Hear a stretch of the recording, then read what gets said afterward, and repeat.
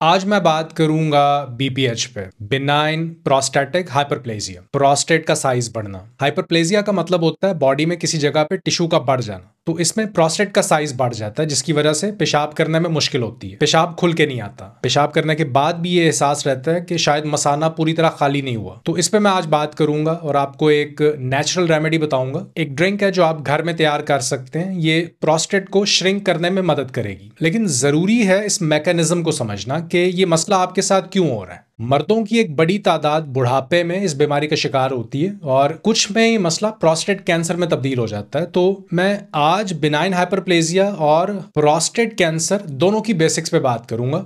ये prostate gland मसाने के बिल्कुल नीचे मौजूद होता है। इसका मेन काम होता है प्रोस्टेटिक फ्लूइड बनाना। पानी की तरह का एक मादा, एक रतूबत होती है। ये फ्लूइड स्पर्म को हमवार रखता है और ये वेजाइनल एसिडिक एनवायरनमेंट को न्यूट्रलाइज करता है, जिससे स्पर्म ज्यादा देर तक जिंदा रह पाता है। फर्टिलाइजेशन आसानी से हो पाती है और पेशाब की नाली मसाने में से निकलते हुए इस प्रोस्टेट ग्लैंड से हो के गुजरती है। नॉर्मली इसका साइज कम होता है, लेकिन हाइपरप्लेजिया में चूंकि इसका साइज बढ़ जाता है और साइज बढ़ने की वजह से ये पेशाब की नाली को पिचका देता है, स्क्वीज कर देता है। पेशाब की नाली को इतना दबा देता है कि मसाना सही से खाली नहीं हो पाता। मसाने का वॉल्यूम कम हो जाता है और वॉल्यूम कम होने से ये जल्दी भरता है, जिसकी वजह से बार बार पेशाब की हाजत होती है। तो मसाने की यूरिन होल्डिंग कैपेसिटी कम हो जाती है।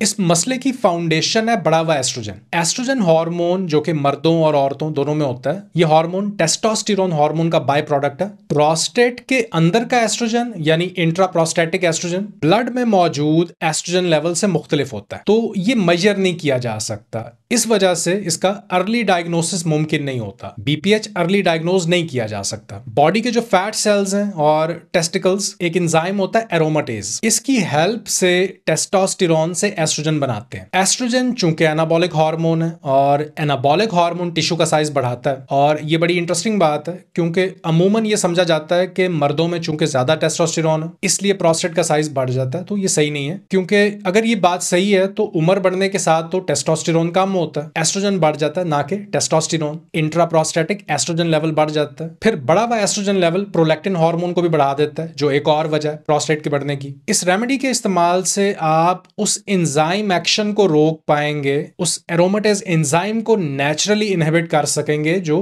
टेस्टोस्टेरोन से एस्ट्रोजन बना रहा है। क्योंकि अगर आप इस एंजाइम को रोक लेते हैं तो एस्ट्रोजन प्रोडक्शन कम होगी और आप प्रोस्टेट को नेचुरली श्रिंक कर पाएंगे। अनफॉर्चुनेटली ये एंजाइम उम्र बढ़ने के साथ साथ बॉडी में बढ़ता है और बॉडी के फैट सेल्स भी ये एंजाइम बनाते हैं। तो वेट लॉस बहुत जरूरी है। अपना वजन कम करें और वजन बढ़ता है इंसुलिन के बढ़ने से। तो अगर लो कार्बोहाइड्रेट डाइट पे हैं तो इसे आप आसानी से कंट्रोल कर सकते हैं। और यहाँ पे अभी इंसुलिन की बात हुई तो यही वजह है कि डायबिटिक पेशेंट्स में, जिन लोगों को शुगर है और उन लोगों में जो हाई कार्बोहाइड्रेट डाइट खाते हैं, उनमें प्रोस्टेट का मसला कॉमन है। तो आपने वो चीजें खानी है जो एरोमेटेज एंजाइम को कम करें। नंबर 1 पे है क्रूसिफरस वेजिटेबल्स, सब्ज पत्तों वाली सब्जियां, पालक, गोभी, बंद गोभी, खीरा, लेटस वगैरह। पत्तों वाली सब्जियां इस एंजाइम के इफेक्ट को कम करती हैं और ये जिस्म में बढ़े हुए एस्ट्रोजन को रेगुलेट करती हैं। एस्ट्रोजन और टेस्टोस्टेरोन की रेशो को बैलेंस करती हैं। कुछ और चीजें भी हैं जैसे फ्लैक्स सीड्स, अलसी के बीज, इनसे आपको ओमेगा 3 मिलता है। फिर है ग्रीन टी। ग्रीन टी में ऐसे फाइटोकेमिकल्स होते हैं जो